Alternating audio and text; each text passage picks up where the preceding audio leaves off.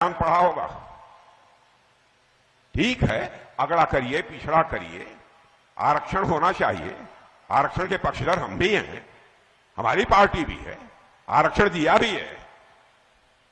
जितने गरीब हैं सबको आरक्षण दिया, दूसरे वर्गों में भी जो गरीब हैं उनको भी आरक्षण दिया। लेकिन सेना के बारे में जाति पात के आधार पर, बहनों भाइयों, मैं समझता हूं कि चर्चा तक नहीं होनी चाहिए। हमारे सेना के जवानों का एक ही धर्म होता है, वह धर्म है सैन्य धर्म। इसके अतिरिक्त और कोई दूसरा धर्म नहीं होता।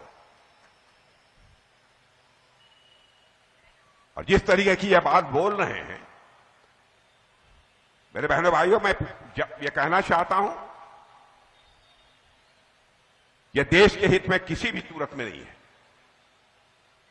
और मैं कांग्रेस के दोस्तों से कहना चाहता हूं, कम से कम हमारी सेना को राजनीति में मत घसीटिए।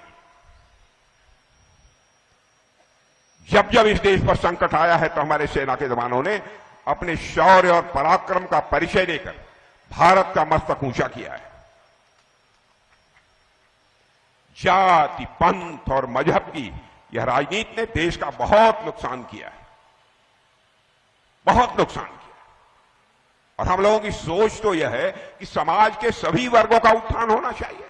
यदि हमारे प्रधानमंत्री की यह सोच न रही होती, हमने 2 राष्ट्रपति बनाए, एक दलित समुदाय से एक राष्ट्रपति हम लोगों ने बनाया और दूसरा यदि बनाया तो भारत के इतिहास में पहली बार बना है तो आदिवासी समुदाय से हम लोगों ने राष्ट्रपति बनाने का काम किया। हम समाज के सभी वर्गों को साथ लेकर चलना चाहते हैं। जाति, पंथ और मजहब के आधार पर हम कोई भेदभाव नहीं करना चाहते। हमारे देश के ऋषियों और मनीषियों ने कभी इसके बारे में सोचा भी नहीं है। इंसान की बात सोचिए, जानवर की भी हम लोग चिंता करते हैं मेरे बहनों भाइयों।